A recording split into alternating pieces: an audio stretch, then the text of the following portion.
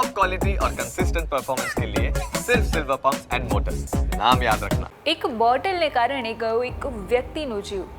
લાશને કોઈ ઓળખી ન જાય તે માટે પહેલા નિર્વસ્ત્ર કરી અને પછી મોઢું છૂંદી નાખ્યું. પણ હવે સવાલ એ છે કે આખરે આ પાણીની બોટલનો આ કહાનીમાં શું રોલ છે અને શું થયું હતું તે દિવસે. નમસ્કાર, આજની ક્રાઇમ કહાની સાથે હું છું ખુશ્બુ પંડ્યા.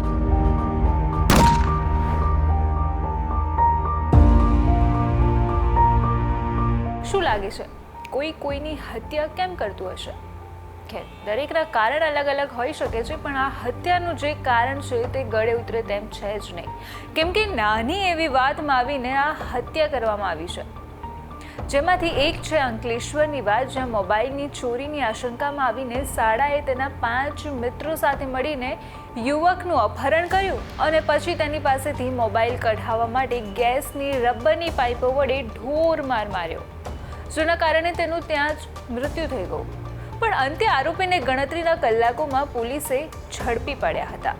પણ અમદાવાદના નરોડા પાટિયા નજીક જે હત્યા થઈ છે તે હત્યા એક સગીરે કરી છે, તેના મિત્રની મદદ લઈને. 31 ઓગસ્ટની રાત્રે સોસાયટીની બહાર એક યુવકનું મૃતદેહ મળી આવ્યું.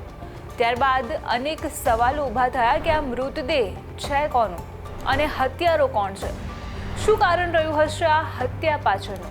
પોલીસે તમામ પાસાઓને ધ્યાનમાં રાખીને આજુબાજુ પૂછપરછ કરી ત્યારે સામે આવ્યું કે કેટલાક લોકોએ આરોપીને જોયો છે.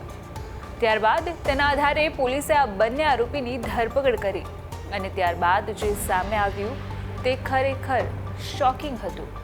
કેમ કે આ હત્યા પાછળનું કારણ માત્ર એટલું હતું કે મૃતક જ્યારે ત્યાં ગલ્લે પહોંચ્યો તો ત્યાં પાણીની બોટલ પડી હતી, જે તેને ફેંકી દીધી અને પછી આરોપીએ ગુસ્સામાં આવીને હાથાપાઈ કરી અને પછી આ સગીર આરોપીએ તેના મિત્ર સાથે મળીને મૃતકના જ શર્ટથી તેનું ગળું દબાવીને તેની હત્યા કરી દીધી. અને પછી વાત અહીંયા જ પૂરી નથી થતી. આરોપીએ મૃતકની ઓળખ ન થાય તે માટે તેના કપડાં નીકાળી તેને નિર્વસ્ત્ર કરી દીધું અને તેનું મોઢું છૂંદીને ત્યાંથી ફરાર થઈ ગયા. પણ અંતે આરોપી તો પકડાઈ ગયા, પણ શોકિંગ તો એ છે કે હજુ સુધી તે સામે નથી આવ્યું કે આ મૃતક કોણ છે. અને નવાઈની વાત એ છે કે આરોપીએ હત્યા કરેલા યુવકની જુદા જુદા 2 વ્યક્તિની ઓળખ આપી અને જ્યારે પોલીસે તપાસ કરી તો તે લોકો જીવિત નીકળ્યા. તો હવે જોવાનું રહ્યું કે આખરે કોણ હતો આ યુવક અને તેનો પરિવાર. તો અત્યારે ક્રાઇમ કહાનીમાં આટલું જ. આપણે ફરી મળીશું એક નવી કહાની સાથે. નમસ્કાર.